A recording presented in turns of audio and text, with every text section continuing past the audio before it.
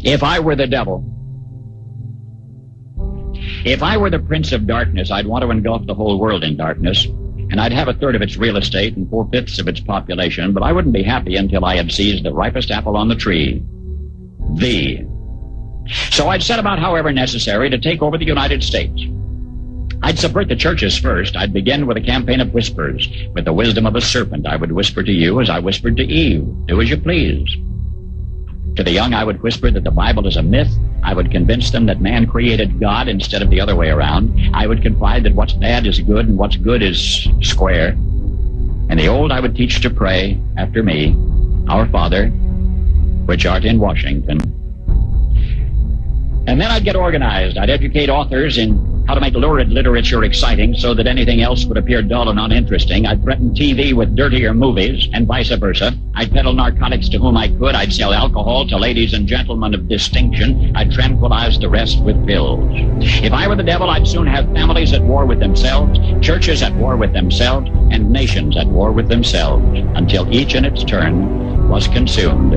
And with promises of higher ratings, I'd have mesmerizing media fanning the flames. If I were the devil, I would encourage schools to refine young intellects, but neglect to discipline emotions. Just let those run wild. Until before you knew it, you'd have to have drug-sniffing dogs and metal detectors at every schoolhouse door. Within a decade, I'd have prisons overflowing. I'd have judges promoting pornography. Soon I could evict God from the courthouse, then from the schoolhouse, and then from the houses of Congress. And in his own churches, I would substitute psychology for religion and deify science. I would lure priests and pastors into misusing boys and girls and church money. If I were the devil, I'd make the symbol of Easter an egg and the symbol of Christmas a bottle.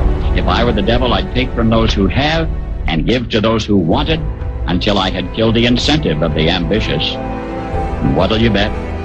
I couldn't get whole states to promote gambling as the way to get rich. I would caution against extremes in hard work, in patriotism, in moral conduct. I would convince the young that marriage is old-fashioned, that swinging is more fun, that what you see on TV is the way to be. And thus I could undress you in public, and I could lure you into bed with diseases for which there is no cure. In other words, if I were the devil, I'd just keep right on doing what he's doing.